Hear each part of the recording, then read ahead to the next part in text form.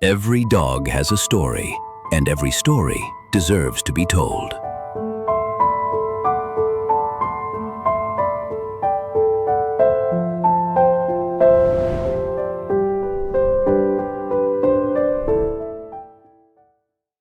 We are more than honored that you're here with us today, and today we have a very special guest today on Dogs Life Diary, which is a platform to discuss all about the life of our furry friends, tell us how special they are in our lives, how they impact our lives. We're going to hear fun stories, emotional stories, and just everything dogs. So here we have with us Miss Liana, correct? Yep. Could you tell us about yourself a little bit and tell us about the dogs you have, the breed, and how you came about having them? Sure. So hi, I'm Liana, and my family and I have 2 dogs and a cat who is not with us today. Nice.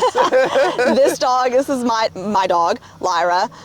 We've had her for just over 2.5 years, I guess. We adopted her when she was around 2.5, so we just turned 5 with her manufactured birthday. So she's 5 now?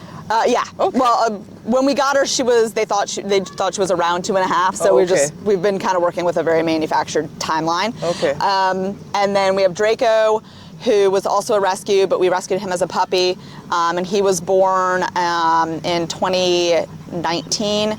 And so he's kind of a COVID dog, so he kind of has some like quirks and stuff just from not really getting socialized as much that first year as a pup, after being a puppy, a real puppy. And so but she is a hound mix from what we've been told, and Draco is a pit bull mix. We actually did have his DNA tested a long time ago, and he came back with like almost every single breed of anything you consider like a bully breed. Right. He has almost every single one of them, at least a little bit, and then he has 9% of German Shepherd. So, oh wow! He is but it's like every bully breed possible, and she's like kind of freaking out because he's walking away, and then she's like, "Where's my people going?" And we're gonna get to see Draco at some point. Yeah. He's so excited because this is a beautiful park. We have the water, just nice weather. So we'll get to see him at some point. But is there, did you specifically plan to get this breed, Lyra and Draco, or was it you just fell in love with them when you saw them? Well, we, like I was saying earlier, we've kind of had this 2-dog pattern for a long time, and it's worked really well for us. So, why so? We, mostly because, it's kind of like easier when they go. Yeah. You know what I mean? Like instead of going from like needing a dog bowl and a leash and all these things, like there's still another pet to like kind of soften that blow of like the loss.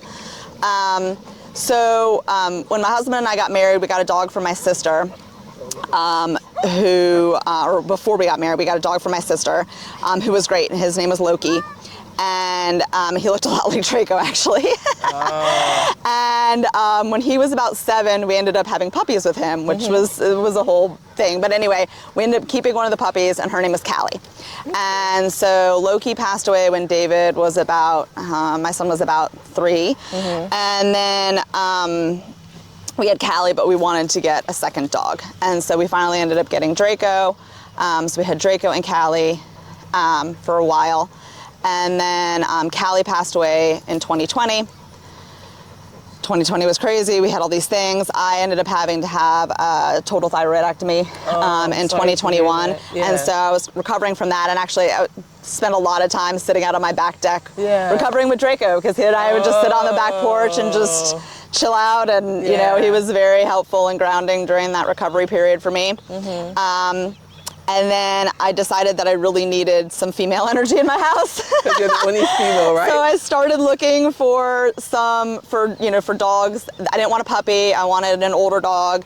At least whatever, not like a, itty bitty. I wanted like a full grown dog ready to go.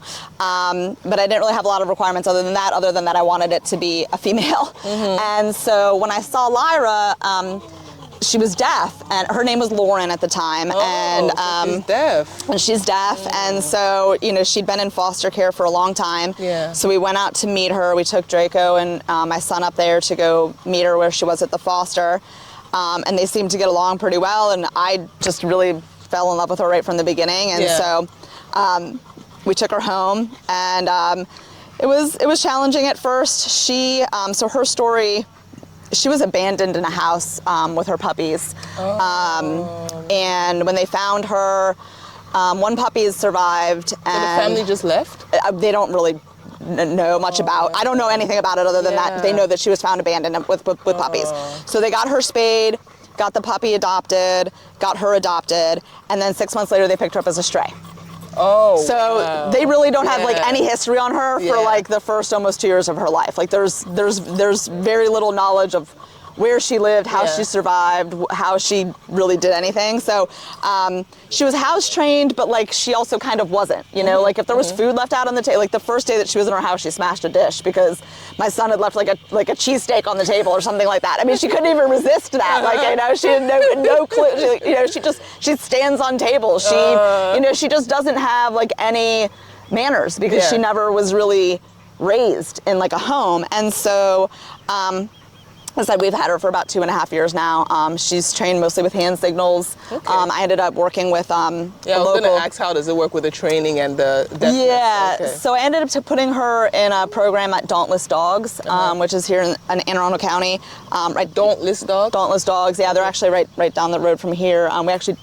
We were here last week doing a pack walk with them. They do some really lovely programming. But what do they do? Is it like a trainer? It's a trainer. And so Draco had worked with them, and so we knew that it was a good program. I went in there with her and I'm like, look, she's deaf.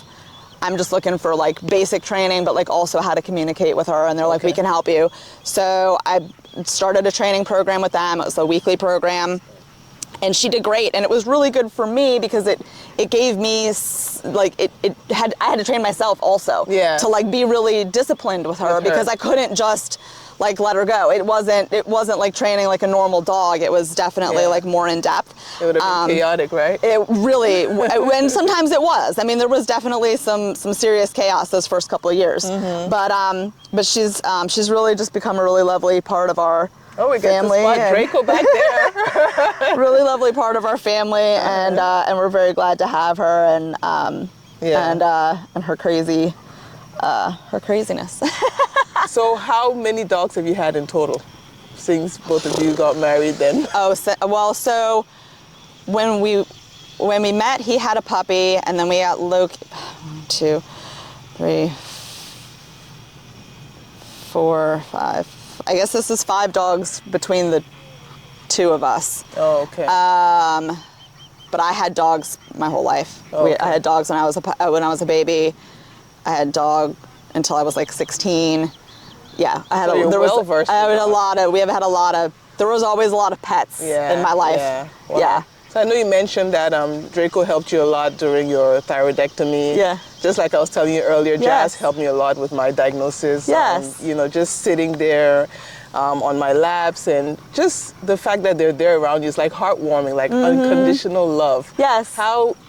Be specific, like how Draco really helped you. Like, what are the things that he did that really stood out to you and helped with the healing process? I think it's just their calmness. You know, as humans, we have a tendency to be so involved in things that are like not important, they're not even real. Like they're just like made up things that we've created to like keep our brains busy. And dogs are just like endless joy, like boundless joy, and like, you know, and love, and they just so much love to give. Yeah. And they force you to really, you know, slow down and be quiet and just pay attention to the things that are real, which is this, you know, days like this, nature, and the water and the trees and the you know, and the connection and the family, right? They're family. They're part of our they're part of our lives. Yeah.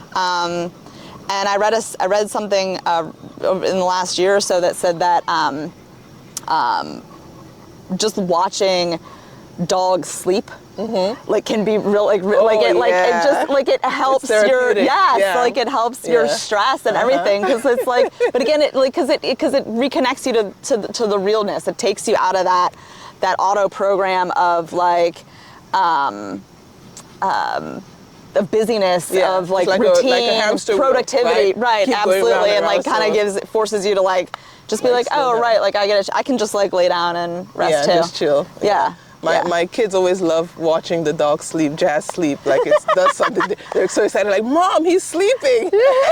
So it's like something so exciting. Right. So you've dealt with a lot of loss then, over the years. How did that affect you? Like, the loss of a dog. I know you get, connected to them emotionally. Yeah. And how are you able to deal with it other than getting another dog? Like, how did it impact your life? Well, we unfortunately lost both Loki and his daughter Callie like unexpectedly, and they both like, it was actually really traumatic. I don't even want to necessarily have to traumatize your viewers with them, but it was hard. And again, having that other pet, I think made it, because I think it was so traumatic. Like if we had to lose them that way in our home and then like come back to an empty home versus like come back to a home with other pet energy in it, I think that would have really changed, especially with a child, like, because David was 3 when Loki died,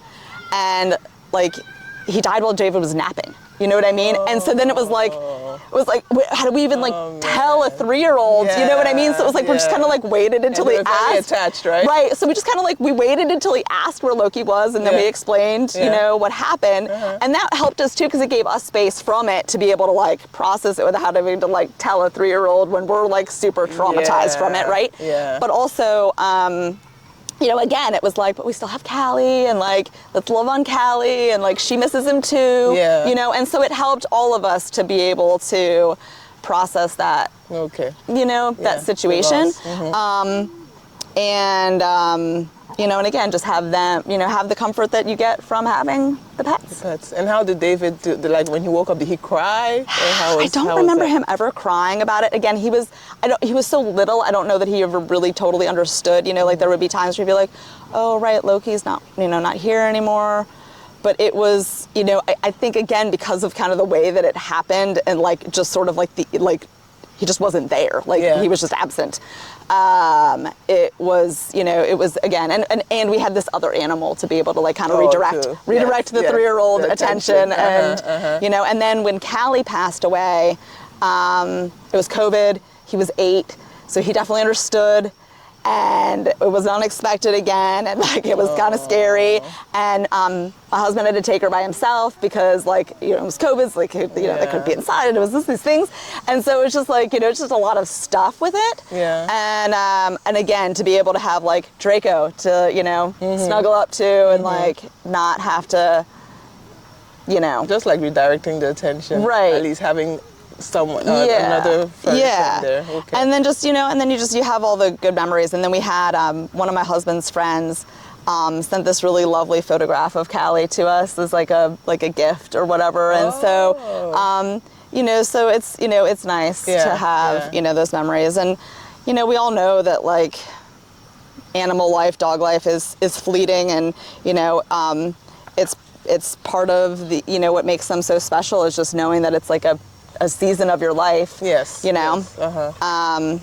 And how did your husband, men deal with emotions differently? They deal with loss differently. How was it for your husband? Did you notice any patterns that, I mean, Loki was definitely like his dog. And so I think, it was, it was hard on all of us. And he'd been around for so long in our lives. But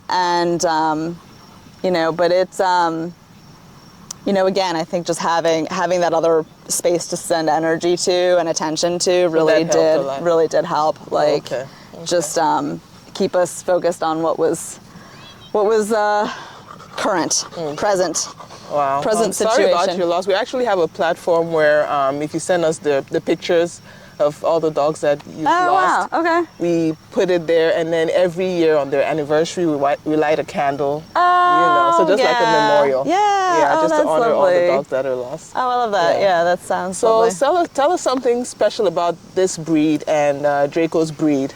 Like if people are considering getting this breed, what's special about them? You know, I don't really know a lot about hounds, and I don't know how much of Lyra is related to hounds. I mean, she definitely is food oriented or motivated, but I think a lot of that has to do with her trauma in addition to potentially her breed and just, like I think of hounds, I think of, smell and, test, those kinds of things.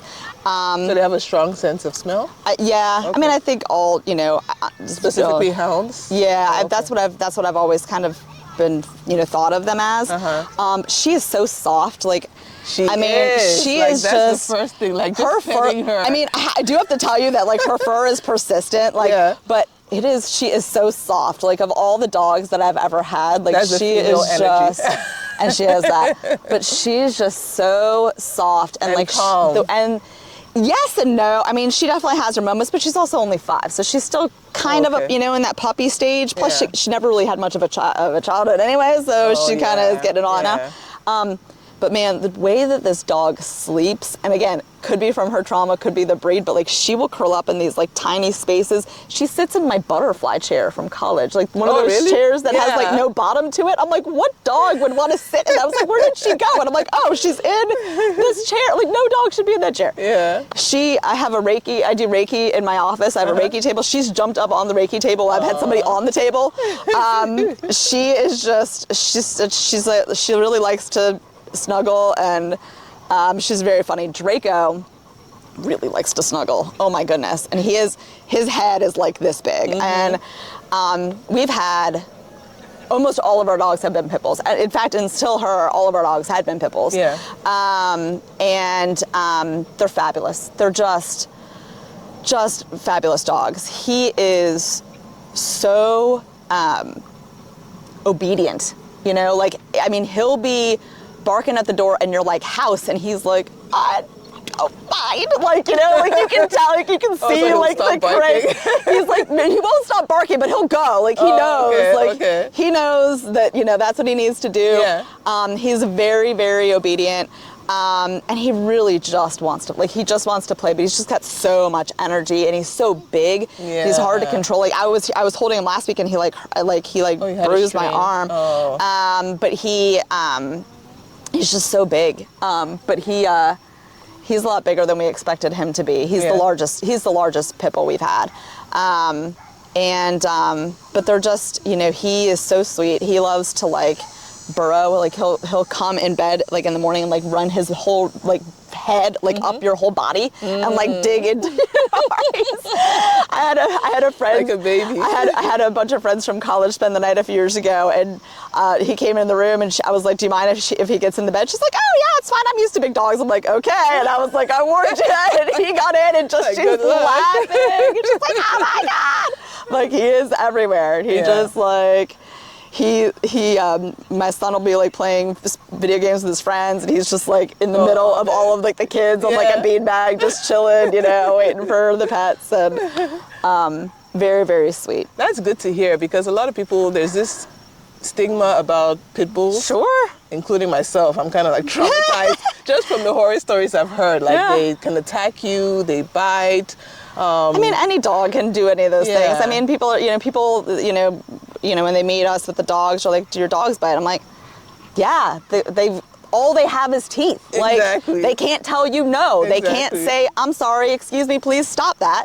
So yeah, I mean, does she bite? Yes. Yeah. Has she bitten a person that I didn't want her to bite? No, not yet. Yeah, but I can't tell you she's not going to bite you. Yeah. So I guess it depends on the training too. I think that 100% is that. And it's also, as a dog owner, being able to say no, you can't pet my dog. And sometimes yes, you can. And sometimes no, you can't. Depending on their energy, right? And also, if you are the one trying to go and interact with a dog that you don't know, can I pet your dog? Exactly. You don't just walk up to a dog and start petting it, especially a dog on a leash. Yeah. Because a lot of times dogs behave differently on a leash than they do when they're not on a leash, because they're literally attached to their owner at that point. So it's both things. I mean, and if I have people with little kids come up to me, especially the last couple of years, just getting used to her, that ask me, can my child pet your dog? I'm like, yes, and she's deaf, and so there's some challenges there. Like I'll be holding on to her and stuff like that. But again, like there's only so much we can control with an animal, or anything. Yeah. So it's just knowing that and again for me, it's recognizing the signals of like she's getting a little bit too excited or too anxious, whatever it might be, and removing her from the situation if I feel that that's the right call to make. Okay. So word of advice to little kids: please always ask the dog owners before you pet the dog. Saying this to my kids too, because they have the tendency to just walk up to the dog and just start petting. So yeah, absolutely. Just safety reasons, because you never know. Yeah, so, and a lot of and a lot of kids do that, and it's and again, it's up to the dog owners too to protect our pets and ourselves by saying she needs to be sitting to be pet or whatever the rule is. Are. Okay. So yeah. So what's a typical day being a pet owner? Being that you have a cat too, she has 2 dogs and a cat. Yes. So from the time you wake up till the time you go to bed at night, how is your day? Putting them into consideration, like feeding, walking. How does that go? Yeah. So she is very consistent about wanting her food. Generally she gets fed at 7 and at 5. Both of them. Both of them. Okay. Yeah, we feed them at the same time in separate rooms, but. She will start barking anytime between like 6:30. And you're like, please, I just need to sleep. 3 more minutes. And then sometimes as early as 3:30 on the outgoing of that. 3:30 a.m.? No, p.m. Oh, okay. I was gonna say. She'll sometimes it just depends on like what's going on. Where she's like, oh wait a second, maybe it's close to time, and like and the food is in the garage. So if you open the garage door, like it's all over. She's like, oh, that must be feeding time. But so feeding is interesting with her, and again with her being deaf, like she has a tendency to, not has a tendency, but like she can't, she's like trying to, barking to get out. Like I can't just be like, no, like not right now or whatever. It's just like she's gonna bark until she's gotten whatever attention she feels like she needs.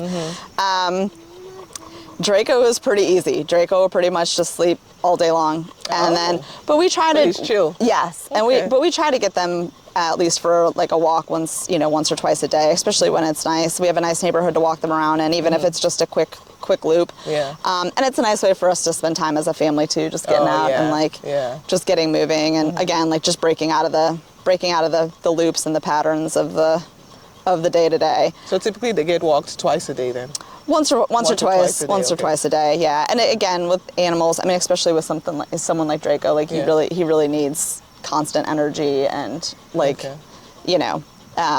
access to movement. Yeah. So do you also let them out? Like, are they good with staying around the house? We have a fenced in yard, so they've got quite a bit of room to run out back, and they have relatively free reign of the backyard most of the time. Sometimes I'll just again they both are kind of like sun dogs, so sometimes I'll just like let them just like sleep on the upstairs without giving them access to the whole backyard, just so they're not running around tearing holes all over the place. But both of them pretty much just like to kind of chill outside, and relax. Okay. But and do pit bulls shed a lot too? His hair, and none of our pit bulls have, because they're short hair, it's never been clumpy, and her hair is not clumpy. It's just pervasive. I don't know how else to say it. But Draco's really is not. He definitely sheds, but it's not, because with the short hair, it doesn't clump up. Yeah. So it's not like that, kind of what you see with dogs with longer hair, where you get kind of like those patches of stuff. It doesn't really do that. Oh, okay. So. And for those, for dog owners or those considering, getting a dog, how do you deal with the shedding? Like, do you have any particular tips or? David is raising his hand. You want to come on, David, and tell us? And this is David. Yeah, tell us, how do you deal with shedding? We generally just vacuum a lot. So you are responsible for the vacuum, I'm sure, I assume. Okay, so that's why you were quick to raise your hand. I bought like a mitt style brusher, I guess, that seems to work pretty well, because they seem to like just, sometimes they don't like the actual brushes coming at them, but like when you're just sort of petting them like a normal, and it's just got like silicone nibs on it, that seems to work pretty well for brushing her.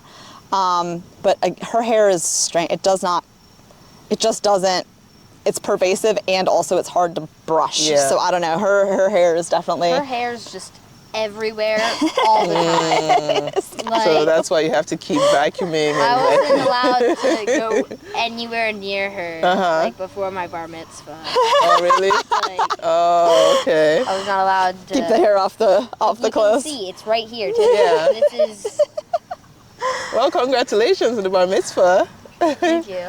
So, how has the two dogs impacted your life? Well, How has it I've changed? always had like pretty much consistently 2 dogs in my life. So like they've just like always been there. So like I don't know what it'd be like to be like without them. Like without 2 dogs, but like I always like they're just so funny like when they're sleeping and like, they just like are very just there. They're like always there. They Yeah. don't talk, so they can't do anything. So they're unconditional. Yeah. They give you the love that no one else would give you. Okay. They're very. Do they sleep with you? She sleeps on people. Okay. She's like does not want to So come do you over. walk them in the morning before going to school? No, generally Sometimes. I don't really walk. Oh, because they're heavy. Or they're... Not really. It's just because I generally don't want to. Okay. You rather your cat, right? I know you mentioned that before. Yeah, my cat is like the main celebrity of my household. Whenever my friends come over. Like whenever my friends come over, they're like, "Oh, yay, the dogs!" And then they see the cat, and they're like, "Oh my goodness, the cat!" I guess it's the standard you've set too. Maybe if they saw that you were attached more to the dogs, then they would follow through. So I think it's because of the standard you've set. Right? I don't know. Zeus is quite a Zeus, I like that he's name. quite an animal. He's a 17-pound tabby cat Oh, who was like 20 wow. pounds when we moved into this house. Yeah. But he's just a lot. He's a lot of cat. I mean, He's just big. and he's just got such a quirky personality. Like okay. he's got a pet cow that he drowns in the water bowl. Oh, Like, really? yeah, he drowns It's this. constantly dirty Yeah. with Lyra fluff in the cow in the water bowl because the cow gets Lyra fur Yeah. on it, and then it gets into the water bowl, and then there's Lyra fur in the water bowl. So that's your responsibility, taking care of the cat. So you do everything for him, right? You empty the litter. No. No. No, it's on the list It's on the list, of okay. soon to be David Shores. Okay, all right. So for our potential pet owners, especially dogs or cats, what's an advice that you would have for them, both of you, either or, like? Like, take what you can like manage. Don't take anything you think is That's like good advice. too excited. And like if it's like your first time getting pets, try it. Like you should probably get something that's like very calm, maybe an older dog, probably not a puppy. Training puppies is a lot. Yeah. So Tell me about that. We're still going through it. Yeah. I would recommend getting an older dog if you've never had one before. And yeah, that's pretty much it. Okay. And how about you? Yeah, just know what works for your family and think about the time commitment that there's going to be. They're animals just like we are. They have their own needs. Not just food and water and warm places to sleep, but they have exercise needs and work needs too. Like they have like some of them like puzzles and some of them like hikes or whatever different things. They need to have that Active. that activity muscle worked as well, and not just all the snuggles that we also want from them. But and we've put pet limits on our house. Because at some point it's it's a lot, and So no more pets. That's what you no mean? more pets at the Okay. moment. Sure. We've been we have discussed being at our pet limit at the moment. He really wants a snake. Oh, really? Yeah. Okay, I that's really want a interesting. Okay. I guess that'll be another topic for another day. They won't. My son is interested in snakes too. Okay, and how about the financial aspect? I mean, it's, it's not cheap. Draco's had to have 2 knee surgeries. Our last dog, before Draco, had 3 knee surgeries. To be fair, they have 2 knees. And so, yeah, it was, we've been through a lot of stuff like that. Vet bills and just dog food and, whatever. I mean, when you've got a couple 100 pounds of dog, you've got a lot of food to feed them. So, there are definitely considerations you need to make with that. And, there's different types of food, and some dogs have different tolerances for different things. Luckily, we've been able to feed them relatively, easily to access food, but, it's still an extra expense. And then again, 3 dogs at a vet. So there are a lot of expenses to take into consideration, and again, those are things that people have to think about when they're thinking about adding a pet to their day. So on average, between both of them, how much would you spend on average monthly, including the feeding and the vet bills and everything else? I would probably say a few $100s at least. Especially with the cat and everything else. And again, like a lot of times that stuff fluctuates because we'll end up having a bunch of shots at one time or something like that. But at least a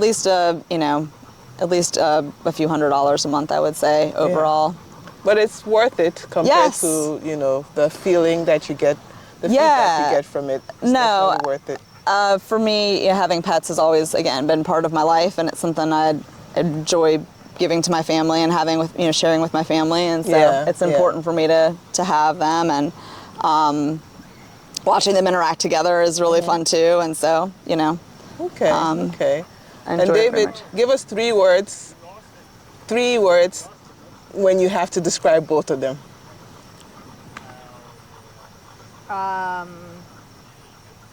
Silly. And this is for both? Okay.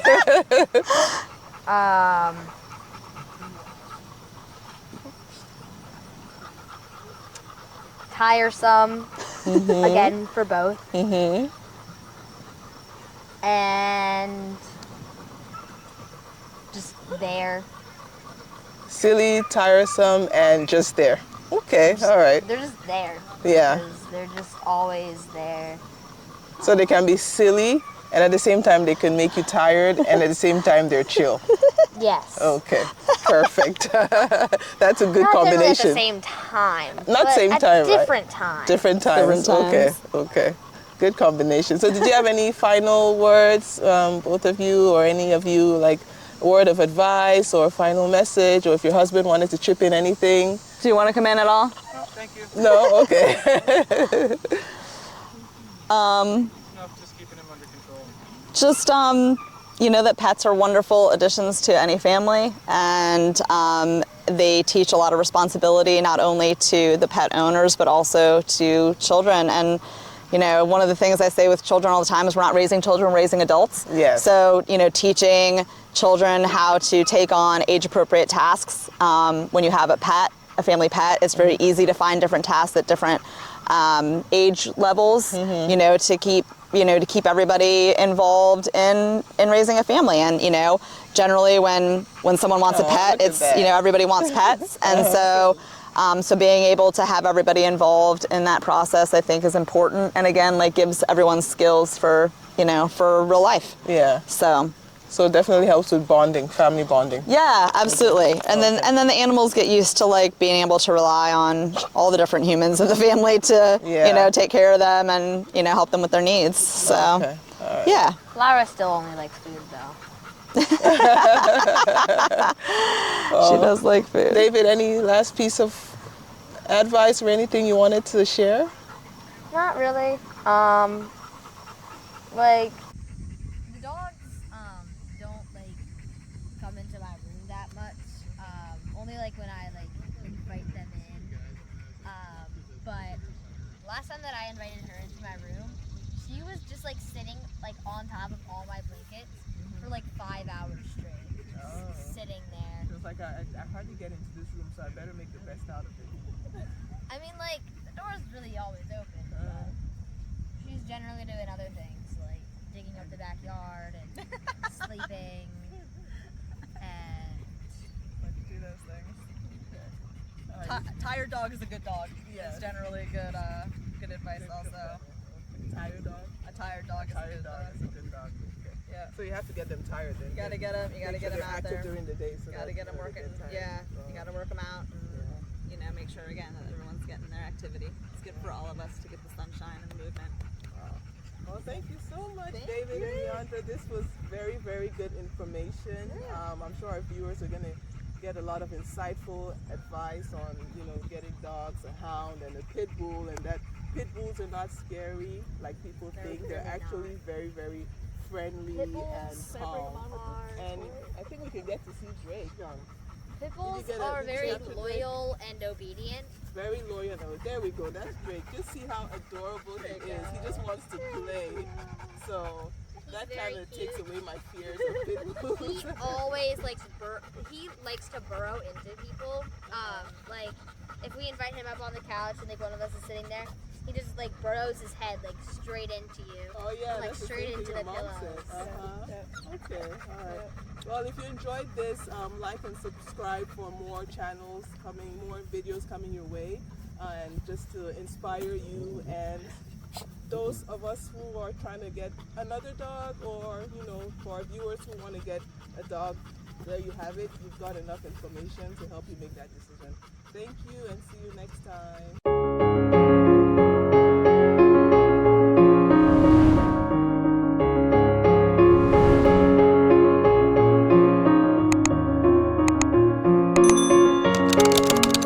Join the journey, share the love, keep the stories alive.